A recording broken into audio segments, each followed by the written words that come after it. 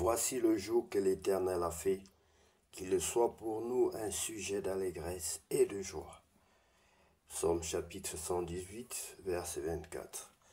Bonjour bien-aimés, c'est l'heure de la prière et de la repentance. Seigneur, accorde-nous la force aujourd'hui pour continuer la mission. Nous t'en supplions, car nous nous sentons un peu faibles ce matin.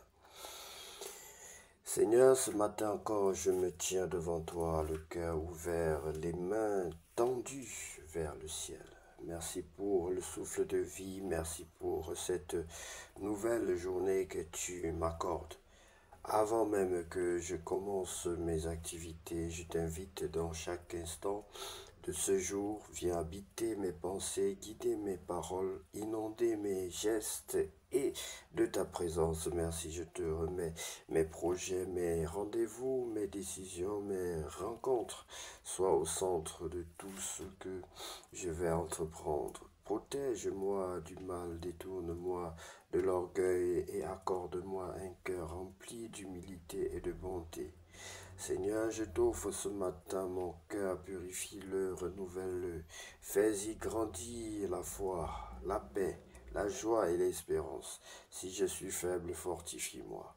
Si je suis perdu, éclaire-moi. Si je suis blessé, guéris-moi. Donne-moi de vivre ce jour avec sagesse, de servir avec amour et de te glorifier dans les petites choses. Ta parole déclare, voici le jour de l'Éternel, que l'Éternel a fait, qu'il soit pour nous un sujet d'allégresse et de joie. Bien-aimé, chaque matin est un cadeau divin. Dieu renouvelle ses compassions et ses promesses tiennent encore aujourd'hui. Ne regarde pas à hier avec regret, mais à aujourd'hui avec foi. Je déclare que ce jour est béni au nom de Jésus-Christ. Je suis conduit par le Saint-Esprit au nom de Jésus-Christ. Protégé par la main de Dieu au nom de Jésus-Christ et rempli de sa paix au nom de Jésus-Christ. Je choisis la foi, je choisis la paix au nom de Jésus-Christ. Je choisis de vivre selon sa volonté au nom de Jésus-Christ. Seigneur, prends ma main aujourd'hui, marche avec moi dans chaque situation. Rends-moi attentif à ta voix et que mon cœur reste connecté à toi. Je t'appartiens, je te loue et je t'élève au nom de Jésus-Christ. J'ai ainsi prié. Amen. Bien-aimés, la deuxième phase de notre temps de prière est consacrée à tous ceux qui veulent recevoir le Seigneur Jésus-Christ dans leur vie comme leur sauveur personnel et leur Seigneur. Et si c'est le cas pour toi, je vais te demander de prendre la position qui honore ton Dieu et nous allons donc prier ensemble. Tu vas dire ceci: Seigneur Jésus-Christ. Allons-y. Seigneur Jésus-Christ, je reconnais que je suis un pécheur et je te demande pardon. Seigneur Jésus-Christ, je reconnais que je suis un pécheur et je te demande pardon. Ôte le péché, ôte mon péché de devant ta face. Ôte mon péché de devant ta face, Seigneur. Fais de moi ton enfant. Je veux naître de nouveau. Je te reçois dans ma vie comme mon sauveur personnel et mon Seigneur. Je te reçois dans ma vie comme mon sauveur personnel et mon Seigneur. Prends le plein contrôle de ma vie. Lave-moi par le sang de l'agneau. Baptise-moi et remplis-moi de ton Esprit Saint, Seigneur, je t'en supplie. Baptise-moi et remplis-moi de ton Esprit Saint. Au nom de Jésus-Christ, j'ai ainsi prié. Amen. Bien-aimés, nous allons lire la parole de Dieu. Sois félicité, sois béni, sache que les anges sont heureux. La Bible dit qu'il y a plus d'anges heureux dans le ciel que pour une personne qui accepte le Seigneur Jésus-Christ, qui se répand que pour 1000 justes sur la terre. Bien-aimé, demeure dans la parole de Dieu pour grandir, pour connaître la croissance spirituelle. Nous allons lire la parole de Dieu dans le livre de 2 Rois, chapitre 23. Josias traite alliance avec l'Éternel, destruction des ustensiles d'idolâtrie. Le roi Josias fit assembler auprès de lui tous les anciens de Juda et de Jérusalem, puis il monta à la maison de l'Éternel avec tous les hommes de Juda et tous les habitants de Jérusalem, les sacrificateurs, les prophètes et tout le peuple, depuis le plus petit jusqu'au plus grand. Il lut devant eux toutes les paroles du livre de l'Alliance qu'on avait trouvé dans la maison de l'Éternel. Le roi se tenait sur l'estrade et il traita alliance avec devant l'Éternel, s'engageant à suivre l'Éternel et à observer ses ordonnances, ses préceptes et ses lois de tout son cœur et de toute son âme, afin de mettre en pratique les paroles de cette alliance écrite dans ce livre. Et tout le peuple entra dans l'alliance. Le roi ordonna à Ilkija, le souverain sacrificateur, aux sacrificateurs du second ordre et à ceux qui gardaient le seuil de sortie du temple de l'Éternel, tous les ustensiles qui avaient été faits pour Baal, pour Astarté et pour toute l'armée des cieux, et il les brûla hors de Jérusalem dans les camps du Cédron et en fit porter la poussière à Béthel. Il chassa les prêtres des idoles établis par les rois de Juda pour brûler des parfums sur les hauts lieux dans les villes de Juda et aux environs de Jérusalem. Et ceux qui offraient des parfums à Baal, au soleil, à la lune, aux zodiaques et à toute l'armée des cieux, il sortit de la maison de l'Éternel l'idole d'Astarté qu'il transporta hors de Jérusalem vers le torrent de Cédron. Il la brûla au torrent de Cédron et la réduisit en poussière. Et il en jeta la poussière sur les sépulcres des enfants du peuple. Il abattit les maisons des prostituées qui étaient dans la maison de l'Éternel. Je vais un peu m'arrêter un instant ici, verset 7. Bien-aimés, je vous ai toujours dit, et j'interpelle encore les présidents de la République. Je sais qu'ils ont leurs envoyés partout qui écoutent sur les gens sur Facebook. Ceux qui veulent vraiment consolider leur pouvoir doivent chasser les prostituées de leur pays. Il a bâti les maisons des prostituées. À Libreville, par exemple, par lui, il y a une ruelle qu'on dit ruelle. Je ne vais pas prononcer le nom parce que c'est ça. Voilà, donc j'interpelle particulièrement le président Oligui Nguema, président de la République gabonaise, de détruire les maisons des prostituées au Gabon s'il veut consolider son règne. Le président camerounais, de détruire le présent ou le futur président, de détruire les maisons des prostituées.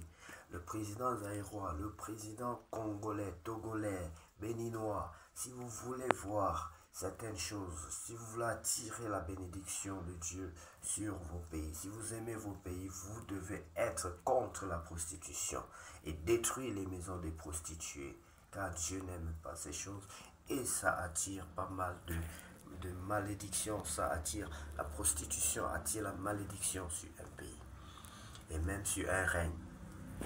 Il a bâti les maisons des prostituées qui étaient dans la maison de l'Éternel et où les femmes tissaient des tentes pour Astarté.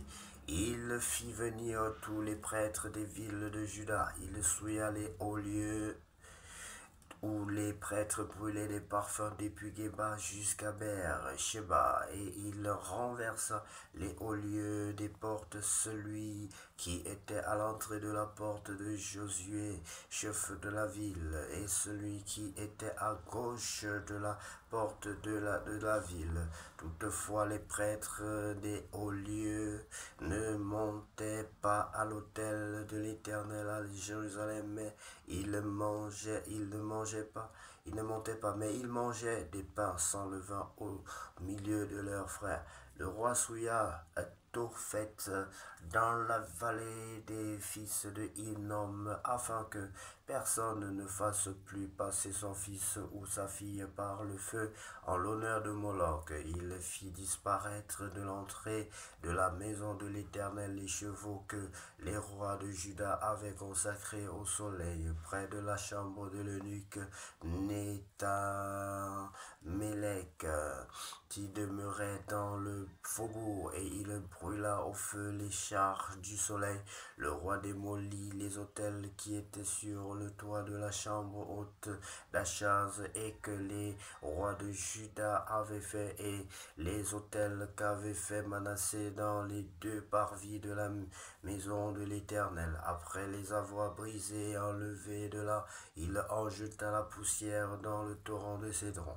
Le roi sut aller au lieu qui était en face de Jérusalem sur la droite de la montagne de perdition, et que Salomon, roi d'Israël, avait bâti à Astarté. L'abomination des Sidoniens à Kémosh, l'abomination de Moab, et à Milcom, l'abomination des fils d'Ammon. Il brisa les statues et abattit les idoles, et il remplit d'ossements d'hommes la place qu'elle occupait. Il renversa aussi l'autel qui était à Bethel et le haut lieu qu'avait fait Jéroboam, fils de Nébat, qui avait fait pécher Israël. Il brûla le haut lieu et le réduisit en poussière, et il brûla l'idole. Josias s'étant tourné et ayant vu les sépulcres qui étaient là dans la montagne, envoya prendre les ossements des sépulcres, et il les brûla sur l'autel et le souilla, selon la parole de l'Éternel prononcée par l'homme de Dieu qui avait annoncé ces choses. Il dit: quel est ce monument que je vois? Les gens de la ville lui répondirent: c'est le sépulcre de l'homme de Dieu qui est venu de Juda et qui a crié contre l'autel de Bethel ces choses que tu as accomplies. Et il dit: laissez-le, que personne ne remue ses os. On conserva ainsi ses os avec les os du prophète qui était venu de Samarie. Josias fit encore disparaître toutes les maisons des hauts lieux qui étaient dans les villes de Samarie, et qu'avaient fait les rois d'Israël pour irriter l'Éternel, et il fit à leur égard entièrement comme il avait fait à Bethel. Il immola sur les autels tous les prêtres des hauts lieux qui étaient là, et il y brûla des ossements d'hommes, puis il retourna à Jérusalem. Rétablissement de la Pâque. Le roi donna cet ordre à tout le peuple: célébrez la Pâque en l'honneur de l'Éternel votre Dieu, comme il est écrit dans ce livre de l'Alliance. Aucune Pâque pareille à celle-ci n'avait été célébrée depuis le temps où les juges jugeaient Israël, et pendant tous les jours des rois d'Israël et des rois de Juda. Ce fut la 18e année du roi Josias qu'on célébra cette Pâque en l'honneur de l'Éternel à Jérusalem. De plus, Josias fit disparaître ceux qui évoquaient les esprits et ceux qui prédisaient l'avenir, et les téraphim et les idoles et toutes les abominations qui se voyaient dans le pays de Juda et à Jérusalem, afin de mettre en pratique les paroles de la loi décrite dans le livre que le sacrificateur Ilkija avait trouvé dans la maison de l'Éternel. Avant Josias, il n'y eut point de roi qui, comme lui, revienne à l'Éternel de tout son cœur, de toute son âme et de toute sa force, selon toute la loi de Moïse. Et après lui, il n'en a point paru de semblable. Toutefois, l'Éternel ne se désista point de l'ardeur de sa grande colère dont il était enflammé contre Juda à cause de tout ce qu'avait fait Manassé pour l'irriter. Et l'Éternel dit, j'ôterai aussi Juda de devant ma face comme j'ai ôté Israël, et je rejetterai cette ville de Jérusalem que j'avais choisie et la maison de laquelle j'avais dit, là sera mon nom. Le reste des actions de Josias et tout ce qu'il a fait, cela n'est-il pas écrit dans le livre des chroniques des rois de Juda? De son temps, Pharaon Nécho, roi d'Égypte, monta rejoindre le roi d'Assyrie vers le fleuve de l'Euphrate. Le roi Josias marcha à sa rencontre et Pharaon le tua à Megiddo.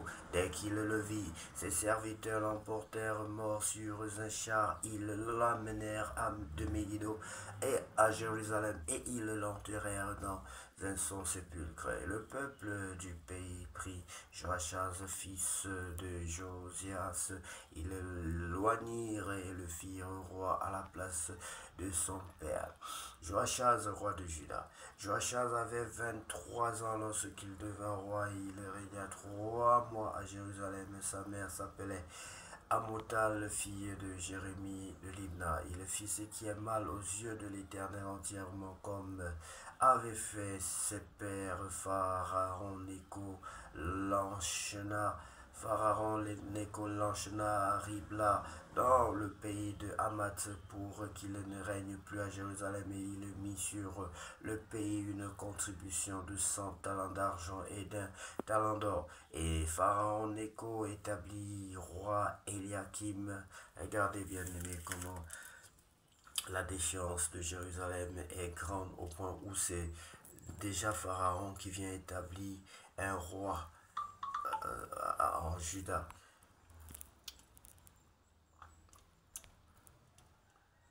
Nous étions... Quoi que ceci. Donc Pharaon Nécho l'enchaîna à Ribla dans le pays de Hamath pour qu'il ne règne plus à Jérusalem, et il mit sur le pays une contribution de 100 talents d'argent et d'un talent d'or. Et Pharaon Nécho établit roi Eliakim, fils de Josias, à la place de Josias, son père, et il changea son nom en celui de Joachim. Il prit Joachaz, qui alla en Égypte, et y mourut. Joachim donna à Pharaon l'argent et l'or, mais il taxa le pays pour fournir cet argent d'après l'ordre de Pharaon. Il détermina la part de chacun et exigea du peuple du pays l'argent et l'or qu'il devait livrer à Pharaon Nécho. Joachim, roi de Juda, invasion de Nebuchadnezzar. Joachim avait 25 ans lorsqu'il devint roi, et il régna 11 ans à Jérusalem. Sa mère s'appelait Zebouda, fille de Pédaja de Rouma. Il fit ce qui est mal aux yeux de l'Éternel entièrement, comme avaient fait ses pères. Bien-aimés, vous voyez que la déchéance de Juda et d'Israël en général devient vraiment grande,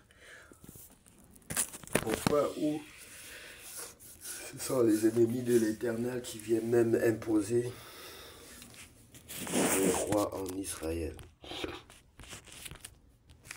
Et tout ceci à cause d'un tout premier péché commis par David, qui avait pris la femme d'Uri, c'est-à-dire Beersheba. Et nous devons faire très attention, bien-aimés. Le péché enveloppe très facilement l'homme, mais pour s'en défaire, c'est souvent très difficile, voire même impossible. Faisons attention à nos actes, à nos paroles. Demandons au Saint-Esprit de nous aider à marcher dans la sainteté, dans la droiture, dans l'honnêteté, dans l'amour du prochain, dans la crainte de l'Éternel qui est le commencement de la sagesse, bien-aimés. Que Dieu vous bénisse abondamment et qu'il vous donne ce que votre cœur désire. Car lui seul revient la gloire, la puissance et l'honneur pour tous les siècles. Amen. Seigneur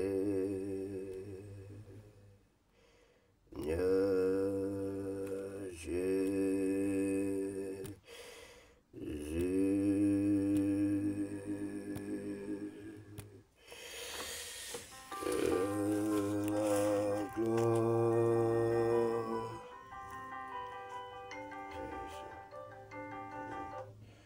Allô, bonjour. Je, Oui, j'ai une clé, s'il vous plaît, monsieur le compteur. d'accord, ok, un instant. Merci. Hmm.